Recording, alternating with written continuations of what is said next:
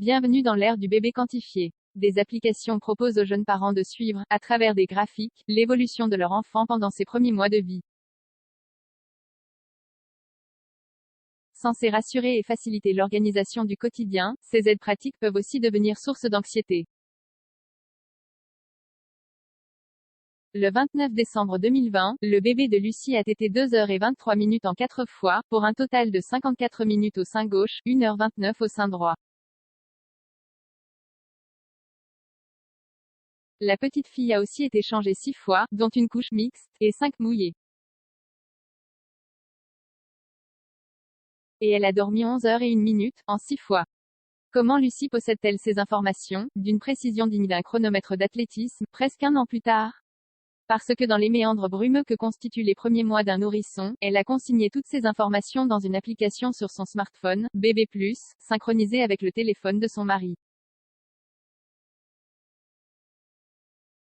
Des jours, des semaines, des mois de la vie d'un bébé transformé en chiffres, puis enregistré et présenté sous forme de graphiques colorés, c'est la proposition d'une série d'applications de suivi des nouveau-nés, certaines payantes, d'autres gratuites, Baby Manager, Baby Tracker, Bébé+. On y clique sur des pictos de couches, de soutien-gorge pour la tétée, avec option gauche, droit, de lune pour le sommeil, le tout dans un environnement de couleurs pastel et de photos que l'on glisse soi-même.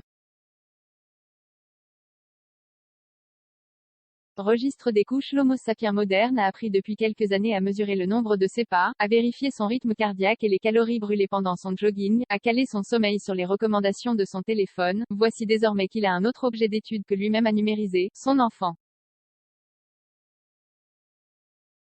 Il peut tenir le registre des couches avec leur degré de saleté, photo à l'appui, et option, arrosage surprise, chronométrer les pleurs ou la tétée à la minute près. Bienvenue dans l'ère du bébé quantifié. Ces applications se veulent avant tout une aide pratique pour des jeunes parents soumis à l'équation impossible, attention décuplée, sommeil en voie de disparition. Xavier Launay a créé en 2009 l'appli Bébé Connect, qu'il a conçu à l'époque comme un outil de communication. Quand j'étais jeune papa, je me levais dans la nuit pour prendre le relais de ma femme, et je ne savais pas si notre enfant avait mangé, s'il avait été changé. Je n'avais pas envie de la réveiller pour lui demander. Son appli, qui a été téléchargée 1 million de fois depuis sa création, est disponible en 11 langues et compte aujourd'hui 100 000 utilisateurs actifs par mois, dont 80% aux États-Unis. Chez Philips, l'appli Bébé+, 22 langues, 1,1 million d'utilisateurs actifs par mois dans le monde, dont 85 000 en France, a été créé par un couple de parents britanniques qui cherchaient des réponses, explique Kavita Harrison, responsable du service client.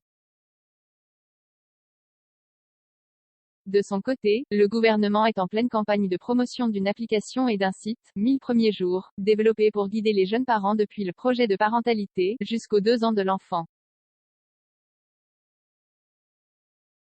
On y suit un chemin ponctué d'étapes, début de grossesse, accouchement, 0 à 3 mois, etc. Sur lesquels on clique pour obtenir informations et conseils. On peut aussi synchroniser son calendrier avec celui de l'appli pour connaître les rendez-vous à venir, pédiatre, vaccins, etc. Parenthèse fermante. 65,99%.